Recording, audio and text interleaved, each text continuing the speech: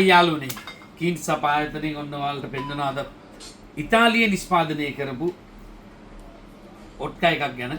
මේ ඔට්කා එක රොබර්තෝ කවල්ලි කිව්වම ඉතාලියේ 1940 තමයි එයා ඉපදලා තියෙන්නේ. ඉතාලි ජාතිකයෙක් කෙනා.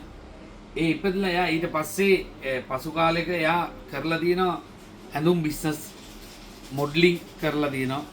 ඒ වගේම තමයි රොබර්තෝ කවල්ලි කියන බෙල්ට් බෑග් සයිඩ් බෑග් ඒ බෑග් වර්ග නිෂ්පාදනය කරලා දෙනවා. ඒ වගේම තමයි ඒ අතරේ තමයි එයා මේ ඔට්කා එක මේ ඉතාලියට සහ ලෝකෙට හඳුන්වලා දීලා තින්නේ.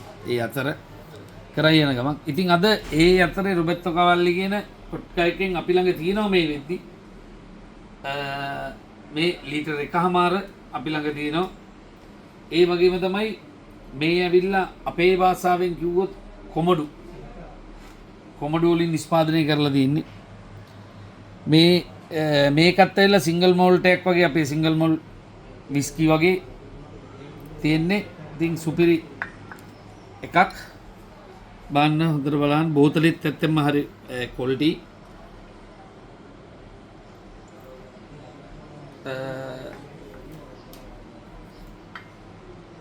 ෆ්‍රාගොලා වගේ රසක් තියෙන්නේ මේකෙත් කියලා කියනවා. ඇත්තෙන්ම බීලා නැහැ. ෆ්‍රාගොලා රසය වගේ තමයි තියෙන්නේ කියලා දිනවා.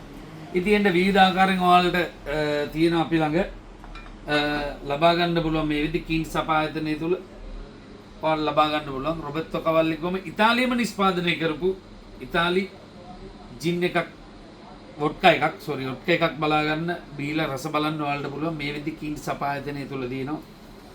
බෝතලෙ ලස්සනක් තියෙනවා. ඒ වගේම තමයි මේ ජින් එකත් ලස්සනක් රසයක් තියෙනවා කියලා ඔට්කා එකත් රසයක් තියෙනවා කියලා මේ මම කියනවා. මොකද මම නම් මේක බීලා දිනවා මේ ඔට්කා එක මේක මේ තුන්නම් බීලා නැහැ. ඉතින් අපි ඉස්සරහට බීලත් බලලා වීඩියෝ එකක් කරමු.